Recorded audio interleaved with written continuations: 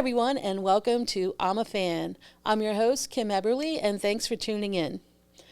A musician, an audio engineer, DJ, and a street artist. He's traveled the country sharing his passion for music and his art. He's formed a nonprofit organization, Projectivity, to provide education and resources for the arts. And I'm so happy to have him here today in the studio. Christian, Hello. how are you? I'm great, Kimbra. Thank you for having me. Oh, and you know what? Where to begin? Where to begin? Where to begin? You You tell have me. so much going on. I want to start because we sort of have something in common. I want to start off with Gettysburg, Okay. and where you were actually born in. And no, My grandparents, but Oh. yes, my grandparents lived outside of Gettysburg, so I frequented there very often. so wait a minute. So your grandparents were your parents? Yes, my mother grew up outside of Gettysburg. Okay. She grew up on a farm, but I grew up in Maryland, outside of D.C. Oh, so in how'd you Montgomery get County. to Maryland then? Like from? No, I lived in Maryland. I grew up in Maryland. I was born and raised in Maryland. Oh. My grandparents live in Pennsylvania, and so I would go visit my grandparents. Okay. And so it was about an hour away from where I grew up. So I would go there pretty often.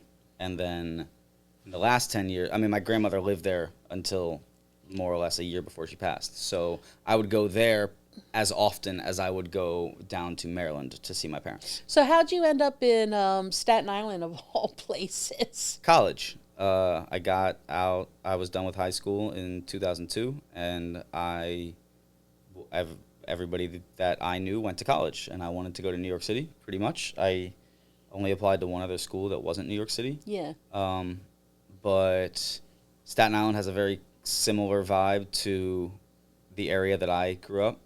A lot of people disagree with that, but I think it's true. It's got a more suburban feel directly outside of a city. What part of Maryland is it near No, Baltimore? Or? Montgomery County. It's Okay. directly north of Washington, D.C. Oh, So I'm 11. Bethesda, Maryland is the city.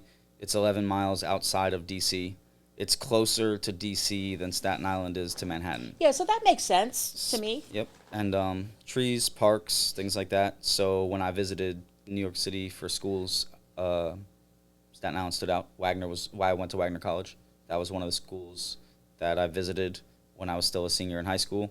And I like Staten Island. I like the parks. What did you study in Wagner?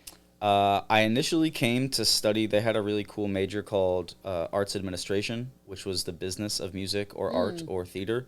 So like running a record company. That's what I wanted to go to college to do. Except they required a lot more music theory than I thought was really necessary for the business side. So I ended up studying marketing. Okay. And I got my marketing degree after 3 years. I did not like school, so I got out of there quick. But I basically just did summer classes every summer. I didn't want to go back to Maryland. There wasn't much happening in Maryland. There was stuff happening in New York, so I stayed in New York every summer. Oh. Yes, that's how I came here. And then I never imagined staying forever, but after Staten Island, or after college, friends of mine that graduated at the same time, it just made sense to move to New York City. So I had friends all of a sudden that moved to New York City. So when did your art career start then? Because Painting art? yeah, because I know you as a street artist. I want to. Is that correct? Street Sure. artist. I paint art yeah. on the street. I'll Yeah, take that. Okay. I do a lot, so people can call me whatever they want, but I paint on the street, so that means street artist. I got into hip hop is like the core of what I enjoy, not just music, but the culture of it. I got into hip hop through graffiti and mainly like as a skateboarding kid when I was a teen. Yeah. I never took graffiti and art too seriously. I quickly got into rhyming and doing music. And so I always kind of did it, but I didn't do it nearly as often as I did music. Yeah. I always, for all of my music career that we'll get into, I did all of the graphic design. I did all of the art for it. But as far as like me painting, that picked back up in 2013 when I actually I had met an artist, Q Molly, who, if you're from Staten Island, you're familiar with Staten Island street art, you're familiar with Q Molly. He ended up he and I met at the recording studio that I was running. I'm jumping around a lot, but basically he lived near me and he invited me to come paint a lot. And he would just regularly say, "Hey, come paint. Hey, come paint." So is that the newest project that he did the Wu-Tang? No, that's not him. That he's who helped curate all of Wave Street. So all of the murals that were up, he was one of the people that helped paint at the very beginning. In 2015 when we started. But he's a Staten Island OG graffiti artist, and he and I became friends, and we lived close by. So in my downtime, it was, "Hey, come over paint. Hey, come over paint. Hey, I'm painting at a wall. Come paint at the wall. Hey, there's this gate," and then I enjoy it. So your paintings are a little bit different than other people. Like one that it was a 25 by 25 foot for mural for PS11. Okay. In their playground, and it's hearts and hands, like kids playing. Mm-hmm. Tell us about how that was created. So, moving around, but my job nowadays entails working with schools and getting them to bring the arts and music into their school. So what that means is sometimes if they want to do a music program, we will connect them with a musician or a producer that'll work with kids to make music. Or they want a mural at a school, we will send in a muralist who will work with a group of students to come up with a design, and they'll execute the mural. In this case of PS11, because of the pandemic, we were only able to meet with the students virtually. Oh, wow. I met with them, and we discussed their vision for the wall, and it was great. Really cute. It was very cute. Yeah. They're fifth graders. It's an elementary school. Actually, I met with fourth and fifth graders, and we basically discussed murals, what they do, what they envisioned for their wall, what they wanted to say. How do you work that with such young kids? Do you go in and actually draw it and they color it in, or how does that work? So that's how we've done it when we were able to work with them in person. In this case, they just helped design it, and because of the pandemic scenario, we weren't able to go to the school and work with the kids. So that was just me working with some of our other in-house artists to just get it done. Yeah. But what you described is generally our process. They'll come up with a design. We'll work with them. Sometimes it'll be 12 weeks, 16 weeks of art lessons in art where they'll actually drawing on paper. They're coming up with the designs. Yeah. And then our artists will incorporate their ideas. And then on the wall, we'll kind of just outline everything. Yeah. So that way when they step up to it, it's kind of like a paint by number coloring book. Yeah. And then they know what to fill in. And then our artists come back in and kind of touch it up, make it nice. Yeah, in the case of PS11, that's what the goal was, except, again, because of COVID, we weren't really able to work directly with the students. So they just had a hand in designing it. Yeah, so there was another mural in March of 2020 that I believe you participated in. It was a 1,000-foot mural, which included the image of John Lennon. Mm-hmm. Yeah. And it was a message of come together in peace and spreading love. Tell us about that, because I love that these murals have messaging behind them. Yeah, I think in general, hip hop taught me that it's important to have a message with what you're doing and what you're expressing. So most of my music, most of my art has that. In that case of that mural in Lincroft, New Jersey, it was a gas station owner that had seen some of our art traveling through Staten Island, and he just cold called us and said, "I have a wall." It was when it wasn't in March. I believe it wasn't in March because it was kind of in response to everything that was happening with the Black Lives Matter movement. Right. So it would have been closer to the summertime after the events got real serious. But basically the owner of the building wanted to do something to spread peace. He let me know that he was extremely sympathetic to the causes that were being represented by the Black Lives Matter movement. He also understood his particular community and that it would be hard to just put a gigantic, more aggressive Black Lives Matter or any of the thousands of representations of images that you could put on that wall. He wanted to do something that he thought would be representative for everybody. And, he just wanted to spread peace. That's what his mind was about. So in his mind, he's told me he was a diehard Beatles fan. He's like, nobody Yeah. spreads peace like them. And so he gave me, he just really envisioned John Lennon on his wall, and he gave us the quote. And so through our network of artists, we reached out to Jay Mack, who's a New Jersey artist. He executed the John Lennon side. Yeah. And then myself and another artist, Mike Shane, did the back where we did, it said coexist Yeah. in the classic sort of different, different Symbols. that Yeah. represent all the different. Love that. Yeah, that was a really cool one. Yeah. And there was another one that really stuck out to me was the John Lewis, Good Trouble. In 1963, we could not register to vote simply because of the color of our skin. We had to pay a poll tax, pass a so-called literacy test. 50 years later, we can ride anywhere we want to ride. We can stay where we want to stay. Those signs that said white and colored are gone. But there's still invisible signs, barriers in the hearts of humankind that form a gulf between us. Too many of us still believe our differences define us instead of the divine spark that runs through all of human creation. The scars and stains of racism still remain deeply embedded in American society. The mass incarceration of millions of Americans, immigrants hiding in fear in the shadow of our society. So I said to each one of us today, we must never ever give up. When you see something that is not right, not fair, not just, you have a moral obligation to speak up, to speak out, and find a way to get in the way, to get in trouble, good trouble, necessary trouble.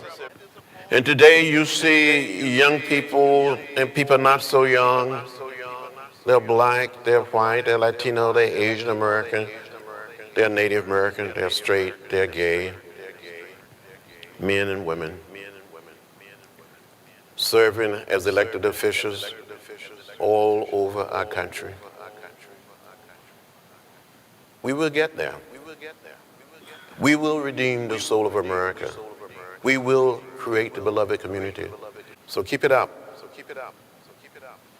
Hang in there. We will get there. Oh my God, that is so relevant. Talk about that. So yeah, last year, 2020, there was a lot going on. So the murals that we were taking part in, it was really important to touch on what was going on. So initially, when we reached out to a handful of artists to work on something basically just to support the Black Lives Matter movement, when a lot of times when we reach out to artists, when I say we, I mean Projectivity, the organization that I run, we don't like to really tell them what they can or can't paint unless it's specific to a school or something. When we get certain walls, like on Wave Street where we're at Hub 17, a lot of the business owners, they're cool enough to just kind of let us do what we want. So we wanted to do something for Black Lives Matter, and when we asked that particular artist, Damian Mitchell, to come out, none of the walls were really big enough for him to do something. And so we went over to Richmond Hood Co. Shout out Tariq for giving us the spot over there. And he saw the wall, and initially he actually interviewed and took photos of 2 teens from the neighborhood, where I got 2 Projectivity youth over there. And he took photos of them, he interviewed them, and the idea was that he was going to paint their faces, and it was just going to be representing, just minority youth and just a friendly image. But it was either the day or the day after that John Lewis had passed. Yeah. And so after he went home to work on the images, he contacted us and was like, hey, how do you feel about a memorial for this? Absolutely. And it was like a spitting image. It's like I just love that. Yeah, it thing. is beautiful. It really is. Yeah, shout out the photographer. I feel horrible that I can't recall his name right now, but it was a perfect representation of a very quality photo of John Lewis. And, when he passed last year, his message of good trouble really resonated with myself as well as the artist Damien, and so that was a really good one to spread. That one's probably going to live for a while. Yeah. So, and then your newest project, the Wu-Tang Clan tribute mural that Projectivity Group sponsored, paid for that one to be done. If what you say is true, the Shaolin and the Wu-Tang could be dangerous. Started off on the island, AK Shaolin, come around.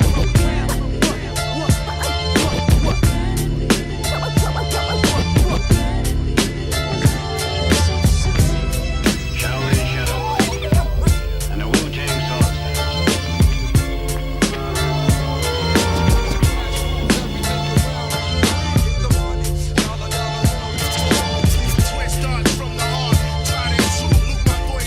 Game of chess is like a sword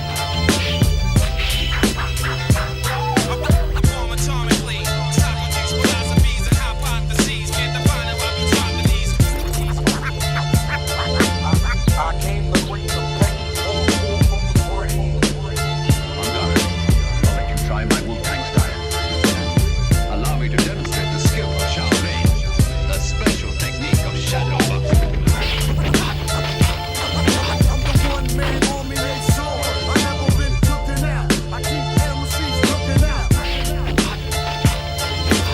Light is provided sparks of vision. The mind that travels and rhymes and rhymes and rhymes. Do you think your Wu-Tang sword can beat me?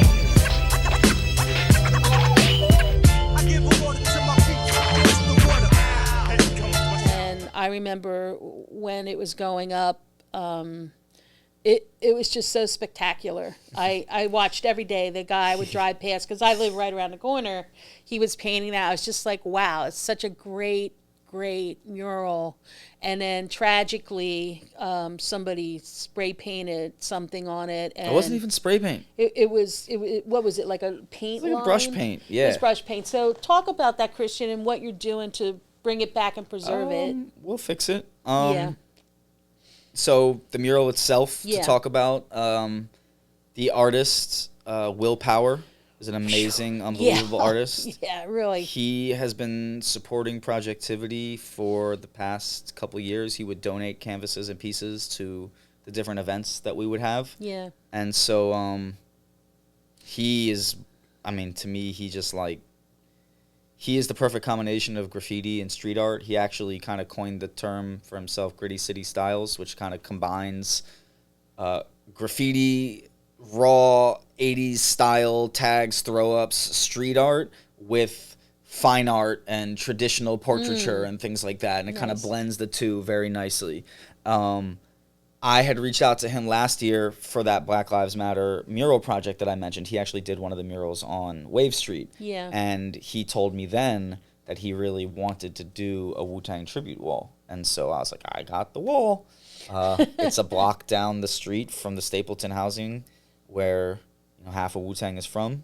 It's directly across the street from the local library. Yeah. So kids, the community, everybody sees it every day. Did you sponsor the read too before Yeah, that? before. So that's been Yeah. our wall for the past 6 or 7 years. Yeah. Before that, it was read more books, and each letter was about 7 feet tall by 5 feet, and we got 13 different artists to each fill in Yeah, that was great a too. different. That was a great mural. People were Yeah. disappointed that it was gone, but in the essence of street art, things change, That's what things move. happens. Yeah, exactly. It lived for 3 years. So when Will Power had mentioned he wanted the Wu-Tang wall, we gave him that wall. Yeah. And sadly, it was dissed. It's what happens in street art. You can't really protect every piece. People are going to be out there. I don't really know why. Personally, I don't think that it was over. I mean, maybe I'm naive. Maybe I'm not. I don't know what's going on in the streets of Staten Island. It doesn't look like somebody really had beef with Wu-Tang. Like, No. in my mind, it's like it was either it was like a junkie or somebody drunk and high walking down the street that, for whatever reason, did have paint.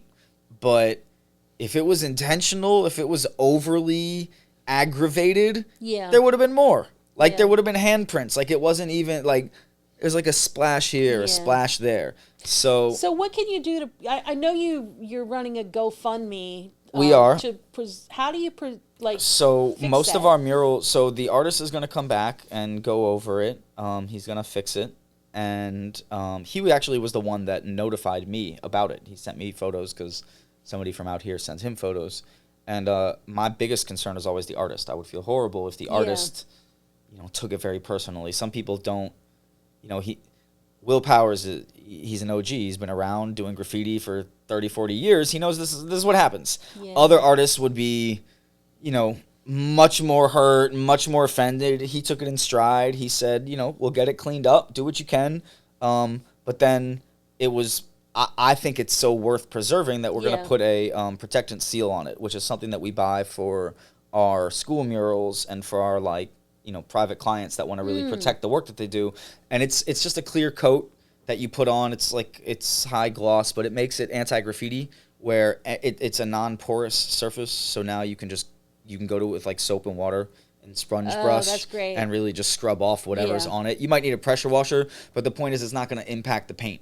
It's not going to impact the mural at all. There's going to be a solid coating on top of it. So there is a GoFundMe page for that. There is a GoFundMe page. You can just search Wu-Tang Mural Repair. That would be great. But, the artist doesn't mind. He's great. Well, I do. I mind too. It's unfortunate, but for anybody that really knows street art, it's going by you got to be kidding me. Yeah, I expected it to live a little bit longer before that would have happened, but you can't protect it all. That's what happens to murals, and people are dumb. People are stupid. Not everybody really understands and respects art. Not everybody understands and respects the time artists put into work. Yeah. I want to talk about your music career. You were, I recently saw this, the Higher Concept premiered at Wavestock Film Festival in June. Mm-hmm. I didn't see the movie, but I saw the trailer, and I didn't know. I had no idea you were in this group, and it was a really cool little trailer to learn more about you and actually writing, creating music, and the House of Dreams. Yeah. So tell us about that whole experience. I guess, so I'll tell just the general story of it and try not to talk a whole lot. But basically, after I graduated college, I was doing music with friends of mine from my hometown, but they all went to different colleges. One person went to Syracuse, one person went to the University of Maryland, and we would email each other. I would perform a lot in Syracuse because they would have, he had an inn with Syracuse and the scene, and people would come out to see us, so we would perform a lot. When we all graduated college, it was now what do? We all want to do music a little bit more, so they all moved to Staten Island because at the end of my college career, I had a recording studio. I was working at a studio by the ferry, and so it just sort of made sense. Hey, he's at a recording studio. He's in New York City. Staten Island, the rent is cheap. Let's go to Staten Island. So they came to Staten Island. We started looking for a house. It started to make sense to look into buying a house. I had some money saved. I convinced my parents that we were basically going to be able to take care of the mortgage and that it made sense. And I was only 24, 25. Wow. And we got a house in Clifton, Staten Island, and it basically... So even at a younger age, you were ambitious. Yeah, well, you know what it was? We knew what we wanted. We knew that we wanted to run a recording studio out of a house because we'd been running recording studios out of our dorms or apartments that we were staying in college. And so the House of Dreams was basically the house that we all moved into in 2007. We had a recording studio in the basement, and it's where a large amount of the hip-hop scene on Staten Island between 2007 and 8 and 2000 until we just sold it this year, but until 2019, 20, a lot of music and a lot of the talent that was coming from Staten Island in terms of mainly hip hop was coming out of our studio. And it was just a basement studio. Yeah. It was amazing. I was living there with the other two members of my group, the Higher Concept. There's always something you never know when shit just happens, but everything is everything. We won't stop till we're looking from the top. You can hate us all you want, cause everything is everything. Anybody try to stress me, test me, bless me, Lord, cause it can def get messy. Truth be told, I got a short fuse, so if you take a swipe, I'ma snipe like Wesley.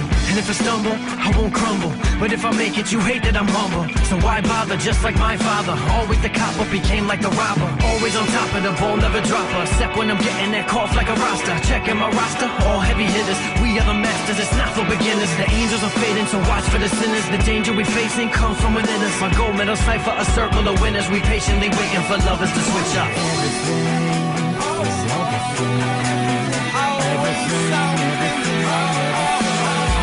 There's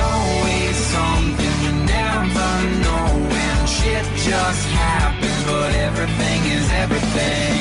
We won't stop till we're looking from the top. You can hate us all you want, cause everything is everything. Concept, as well as my producer Jay Glaze, and I mean we all lived together for about 7 or 8 years.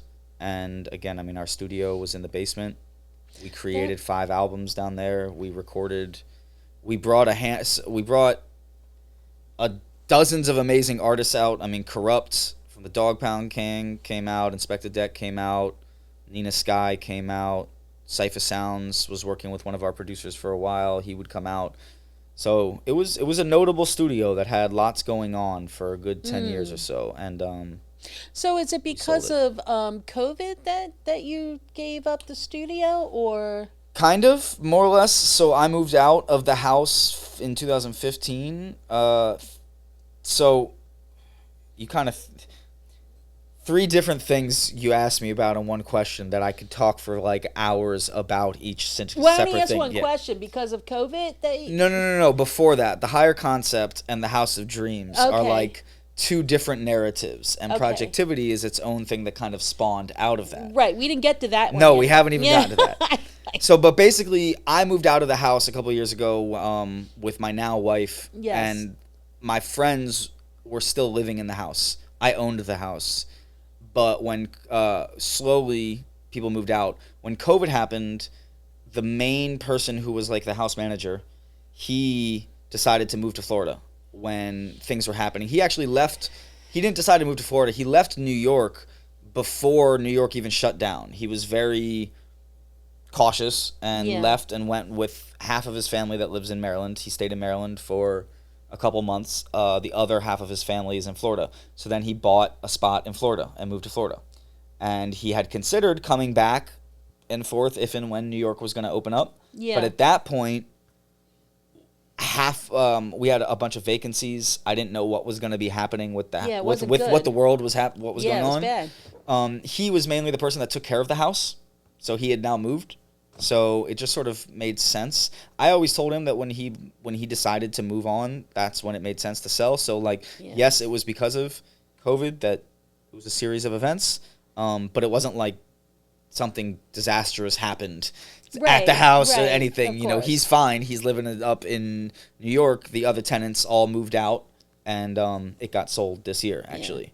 But a lot of amazing memories. And so the documentary that you mentioned, House of Dreams, is one chapter of that. Yeah. Because not only did the Higher Concepts record all of our albums there, it was an active recording studio for a lot of the artists on Staten Island. It kind of closes up, sort of finalizes a chapter in your life, so to speak. 1,000%. Yeah. It did. It was. That had to bring up some good feelings, because you're remembering like all those great times and then moving forward to life changing. I tried to remain positive about it. It was definitely sad. I mean, we owned it for 14 years, and it was at a certain point when more and more people started to find out that it wasn't that I was selling it. I really started to realize how much it was involved in the community and how many artists consider it their home. Real quick, I want to shout out some of the artists that have basically made their careers in that recording studio. Sure. Not to say that they weren't working elsewhere, but guys like Tyrone Briggs, who's gone on to perform at Madison Square Garden and win the Sprite Battle of the Boroughs, contest, and is now basically has his music all over TV, all over film, all over different media. House of Dreams was his home studio. Eddie I, who's an amazing young artist, who's very much nourished in the House of Dreams. Paul Mars. They're 3 hip-hop artists that really made a lot of use out of their time there. And they have amazing bodies of work. So anybody checking this, Tyrone Briggs, Eddie I, Paul Mars, all of their work is amazing. Most of it was recorded at the House of Dreams. Check them out. That's definitely nice to see people, making something of themselves, and to know that you had a part, you played a part in it. It's the biggest reward that, so personally, and that's speaking what I enjoy of that, doing. That's, Projectivity, came out of that. But so to tie in what you're about to ask me though, but before we even jump away from the higher Sure. concept, the higher concept was my music group. That was the music group that we started in college that we wanted to try and become successful musicians at. But our goal wasn't ever really to be like popular musicians. We had a goal of inspiring people to do what they love. Like, we knew that maybe we'll have other careers. We weren't chasing celebrity. We weren't chasing checks. We knew that maybe we'll have a different career. Yeah. But we wanted to make music for the sole purpose of reminding people, follow your passion, do what you love. I don't care if you're 50, spend an hour a week making time. And so we tried to focus on those types of topics. We didn't focus on nonsense and things like that. And so out of that came Projectivity. Yeah, wanting to just help other people fulfill their dreams. For as long as I've known you, that's what you've been all about. And I, that just like impresses me so much. So and One Way Ticket, I want to read this little bit. During the social climate, it's important to acknowledge the people and influences that created like movements, specifically African, Caribbean, South American people of color that developed these sounds and rhythms that made many modern genres of the Western music so popular around the globe.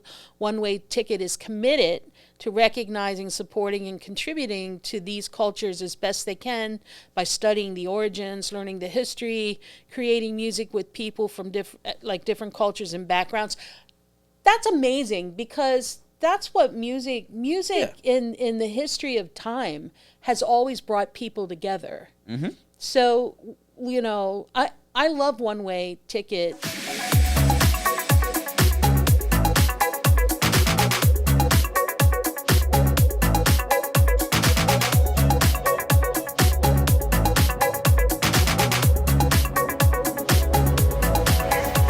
It's raining, it's pouring, with no signs of slowing down.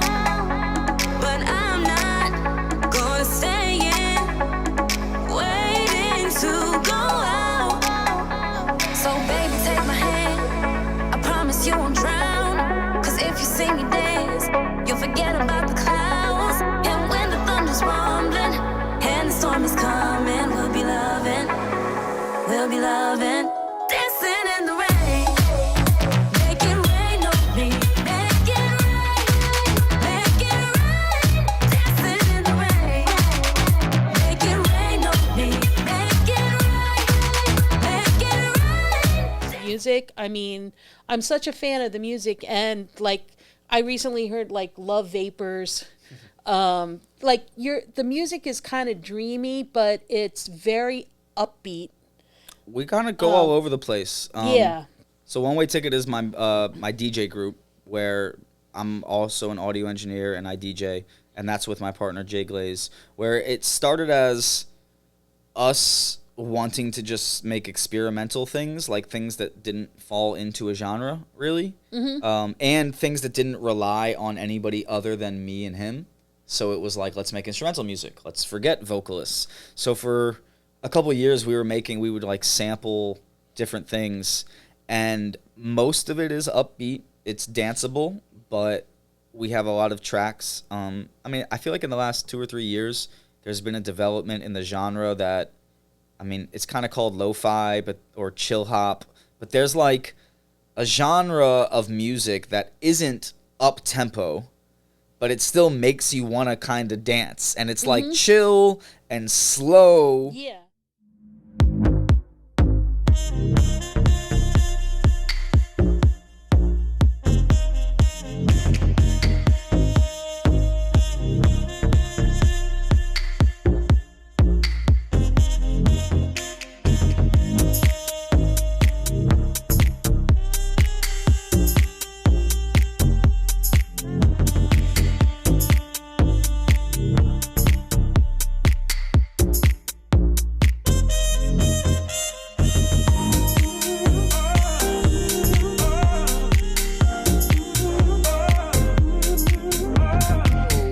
But something about it still makes you kind of like want to do this, and it's like lounge music. But I don't know, maybe that's been around for a long time. But it's kind of a lounge music. The music is kind of hard to describe what you're doing. Yeah, that's our goal. It has a little touch of Everything. a little bit of everything in Yeah. it. Like, and I recently watched the little vignettes that you put out on Facebook on your process of creating. Like, you were like tweaking this and doing that. That's so interesting. And talk Yeah, about your process of writing this music. So, full disclosure, Jay Glaze is the main musical mastermind behind One Way Ticket. I sit in with him at sessions. I work with the vocalist that he brings in, but my main contribution is the live aspect, where I'm the DJ, where I'm like playing our stuff. He's the most talented musician I've ever met, and he works directly with the writers, where it's not like a lot of times there's like the producer over here, and yes, he's obviously going to interact with the writer, but a lot of times the writer's just kind of on their own and they're listening to whatever the musician or the producer made. But Glaze is really talented at pulling stuff out of writers. And so when we did decide to start using vocalists and decide, hey, like this track needs some type of singer on it. It's not we don't have to make a whole pop song and do a formula of like chorus, hook, whatever. He's really good at navigating just what needs to be on that record. And sometimes it's not a hook, verse, bridge. Sometimes it's 4 bars that he will sample the right way and turn into stuff. That is definitely much more him than me. Yeah, so how, like when you're using samples, and I want to know this for my own personal, when you use like a sample, how does that get credited? It doesn't. You hide it so you don't get sued.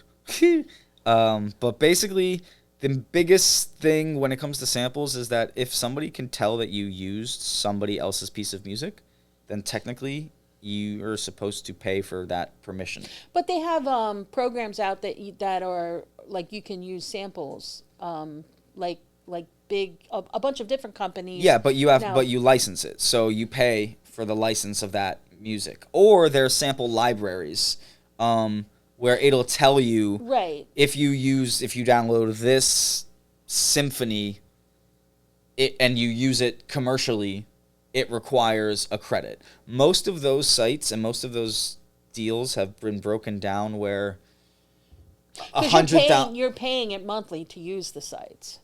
Yes, but then when you actually use a sample, it depends on the sample itself. But ultimately, sometimes the things are broken up where it says that if you sell 100,000 copies of it, then you owe more money, or then you have to credit it at a certain point. Okay. Other ones, as long as it's not at that level, yeah, you're free to not credit people and use it however you want. Yeah. Different sites and different libraries use right. different things.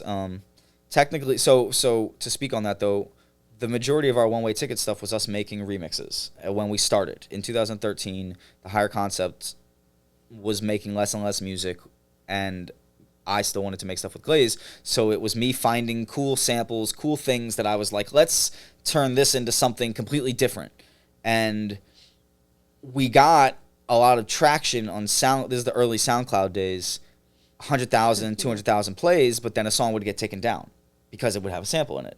So after we got our first like 1 million plays, wow, it got to a point where then SoundCloud started to say, okay, then they implemented the 3-strike rule. At first it was, we know that this is not yours, we're taking it down, or you're not allowed to use this, we're taking it down. Then they did a 3-strike rule where it tells you if you do this 2 more times, your account is going to be deleted. So that's when we decided we don't want to risk that happening. We don't want to make sampled music anymore. Yeah. And that was around 2015, 2016, where we started to make only original stuff, where none of the music that he makes anymore has any sample in it. Yeah. Unless it's from a library where it's not even like Kimber's song. It's just like a loop that you're allowed to just take, and it's not from a song. Well, loops are different than exactly. samples. That's what I'm saying. He'll use those. They don't require any type of sampling. And it was because of those, the machines saying you can't use this. It becomes harder and harder to use other people's music. Yeah. Which is unfortunate. They do that with video on YouTube also. Yep. Yeah. You can't. You have a little schmidget. They essentially it makes sense that there are rules trying to say you shouldn't be making money off of somebody else's original content. Yeah. That's what it's about. Mm-hmm. That's fair. Yeah, I totally and agree so with that. and then it just some major labels, some major institutions are more able to say, hey, that is mine. You can't use that. Yeah. Other artists from the 50s, they don't have that. So they're not able to say, hey, that's mine. Give me money. So Right. you might get away with Right. sampling I something think it from depends that. on how old it is, right? So what is One Way Ticket up to these days? So Glaze lives in Florida. I live in Staten Island. And because of the last year, no live events are happening, but that is starting to slowly change. Yeah. We put an album out last summer. It's called Sunday Function, and it has 7 or 8 songs, funky, different, upbeat. It's hard to describe the genre. We put a couple visuals out for that. At the top of this year, Are you live streaming it or? no, because so Glaze live streams a lot of his studio sessions, but because of my inability to figure out tech stuff and mainly latency, Yeah. we haven't figured out how to go live together because we're not in the same studio. Oh, I got you. So me to That's hear tough. what he's playing back, for me to play over it, for it to not actually, go back. My last guest, Mary, she has a program. I'll hook you up with That it. would be great she for told us me to that learn. You can play live and it keeps you in sync. That's amazing. So he Thanks, found Mary. he found one of those for our studio sessions for us to get into the studio together and me to hear what he's Yeah. working on. And so it's not just so back and forth. But we didn't have much luck with that. So we haven't been live streaming sets. He has been live streaming in studio stuff. So when he's just making a beat, or if Yeah. he's mixing something that he recorded, or he'll collaborate with other musicians that are, it's not live streams, so the syncing doesn't need to happen. Yeah. He'll play something, he'll send them the file, they'll get it in a minute, they'll hear it, they'll record it, they'll send back the Yeah, it's file. rough. All that will be happening, and so Yeah. while you're watching it, it's kind of engaging because there's something to watch. Yeah. But it doesn't have to be in sync with the speakers. It's not like that person needs to record. It's just it's more just showing the process and staying consistent with putting Yeah. out content. At the beginning of this year, we signed with a label that is a brand new label from, I don't know if it's Sweden or if it's the Netherlands, but they are called Slightly Subversive, and they basically gathered 200 songs from all new artists where they coordinated 2+ years worth of weekly releases. Wow. So they put all that work together before starting, and they signed us actually they signed us I think at the summer of last year.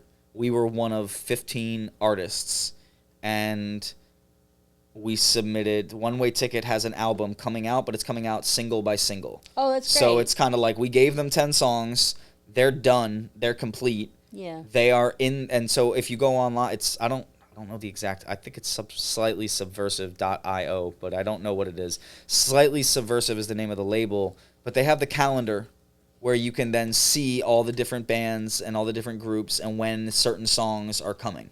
And that is what we have going on for those songs are going to be coming out over the next 2 years. Oh, it's awesome. But they're non-exclusive, so we have other projects that we plan to release. Yeah. Kind of feeling out what to do in the meantime as far as COVID. So what's Projectivity up to then? Projectivity is my nonprofit that got formed mainly out of, like we said, just kind of wanting other people to help, wanting to help other people practice their art. Yeah. COVID physically wiped us out, where we had a physical site that we moved into in May of 2019, and so less than a year into it, we weren't allowed to be open because Yeah. of being shut down last year.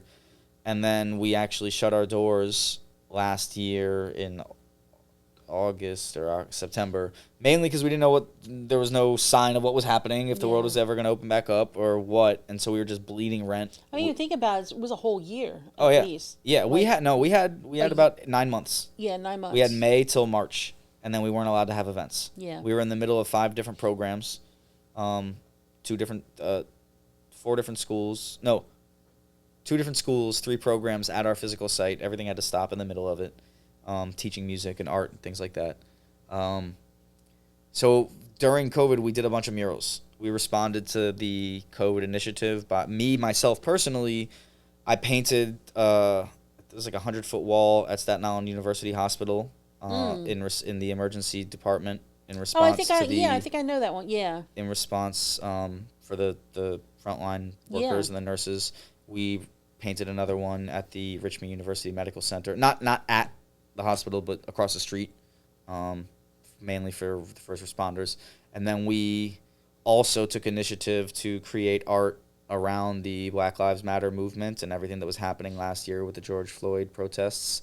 We did about a dozen murals around that subject. So we stayed busy as we could because we couldn't interact with students. We couldn't interact with the community. Things have started to pick back up. So this year, in 2021, we've done a lot.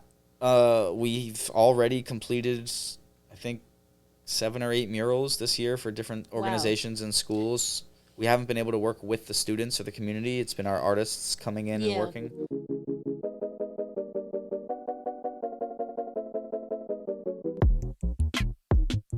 What's up? I'm Christian Penn, the director of Projectivity. I'm here at the Hungerford School in Staten Island. We're working on a Save the Bees mural.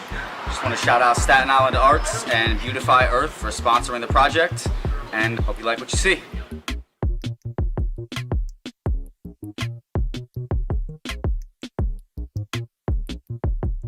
Hi, I'm Maggie Serpica. This is my portion of the bee mural, and I decided to paint it this way because I feel like anatomical looking medical illustrations lends itself to my style, and I feel like it's cool to put a little bit of an educational twist on this, especially since we're doing it at a school. Thought it'd be fun.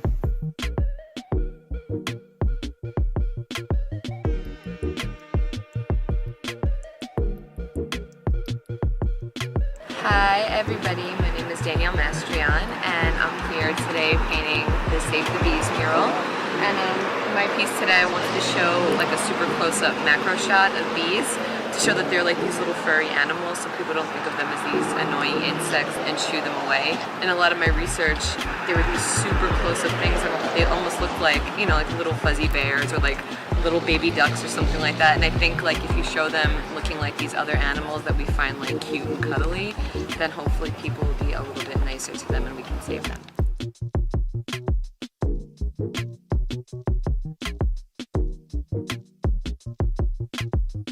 Hi, I'm Audrey Green Eyes. I'm a local teacher, artist, and creator. Thank you to Projectivity, to Beautify, and Staten Island Arts for helping me.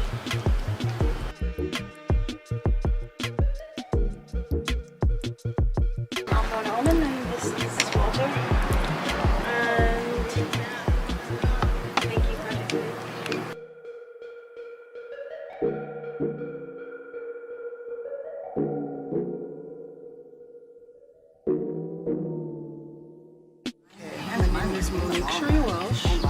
My artist handles with me, Cherie, and my piece is with the Save the Bees mural, and I decided to put a Welsh thought in there, throw my character in there.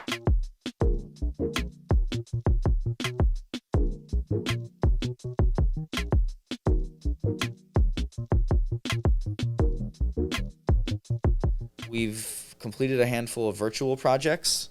For Carnegie Hall, we were contracted to create different media pieces for how to become a music video filmer, as well as for young musicians, how to sort of get yourself out on social media. Oh, it's great. We filmed videos with 2 of our teaching artists.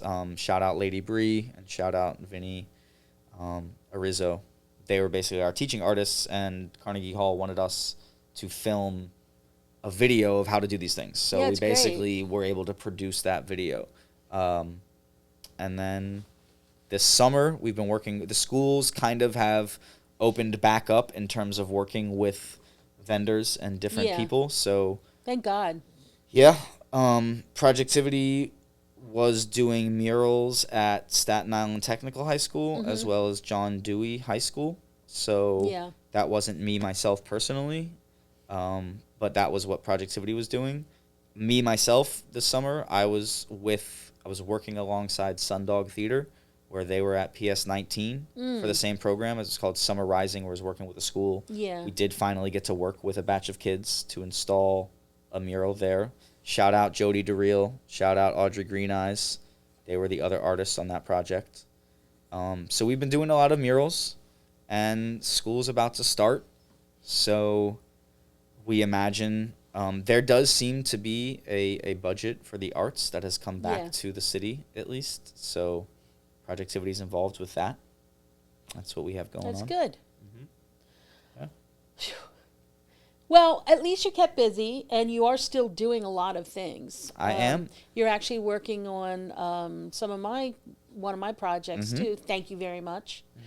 I look forward to mixing that and hearing the other songs. Thank you. One thing I guess I want to shout out also, I'm working with a group called Thrive Collective now, which is basically an organization very similar to Projectivity, but they've been based in New York City for over 20 years, and they've been embedded into the school system for close to 20 years, doing murals, doing hip-hop programs, everything. Yeah. So now I'm working with them, and they are also leading up the live art that's taking place at the NYC homecoming events that are taking place this week.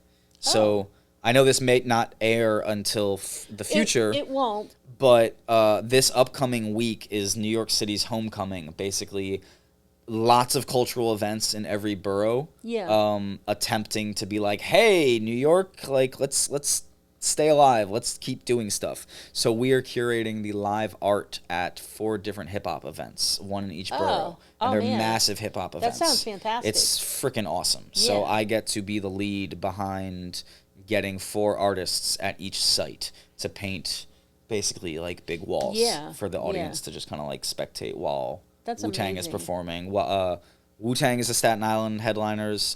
Ray and Ghost. P-Funk and George Clinton is the Queens headliner. Slick Rick and KRS-One is the Bronx headliner. And Big Daddy Kane and some others is BK. Do you have information on Facebook or Instagram? It's New York City. It's New York City homecoming. Yeah, it's this upcoming week. You should check it out. You and Kenny should definitely take a look at it. They're all free events. We're participating in the hip-hop ones, but there are theater ones. There are food things. Basically, New York City is spending a very astronomical amount of money to say, please come out and go out and be active again. Yeah. Spend money. Great. Sounds great. It should be fun. Yeah. Well, Christian, thank you so much for coming on. Of course, thank you for show. having me. And I just want you to know I'm a fan and have been for quite some time. And I appreciate all the work you do.